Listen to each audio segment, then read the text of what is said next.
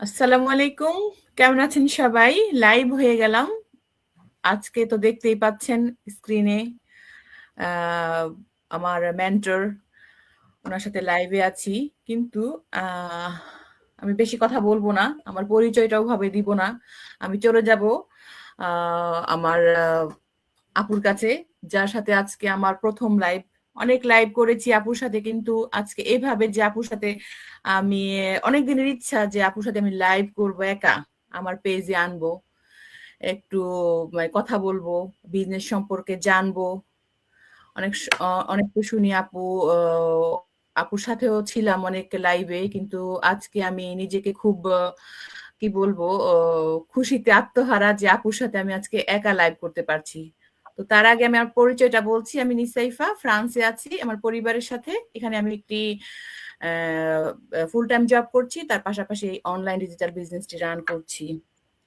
তো এটাই ছিল আমার পরিচয়। তো আমি এখন আপুর কাছে চলে যাব।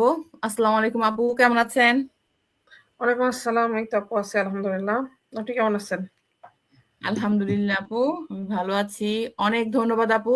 সত্যি আপনার সাথে অনেক লাইভ করেছি, কিন্তু আজকের লাইভটা আমার জন্য খুবই স্পেশাল, কারণ আজ আমি আপনার সাথে কথা বলবো একাই।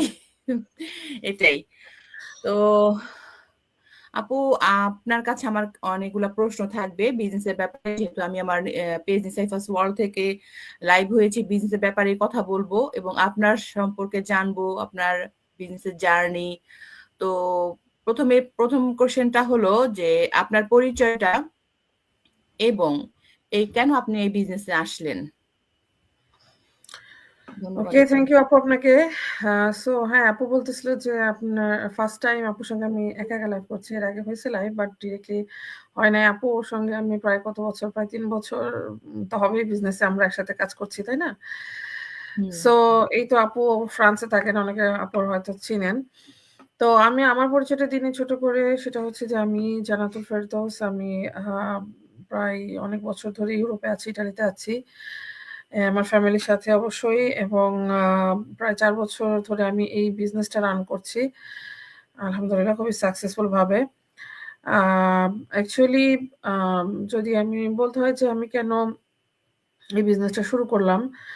আ সো আসলে এটা অনেক বিগ ইতিহাস। তো এত বড় না বলে আমি শর্টে যতটুকু পারি বলি। যেহেতু আমি যখন ইটালিতে আসি অনেক ছোটবেলায়, সো ওদের একদম ছোটবেলায় বলা যায়।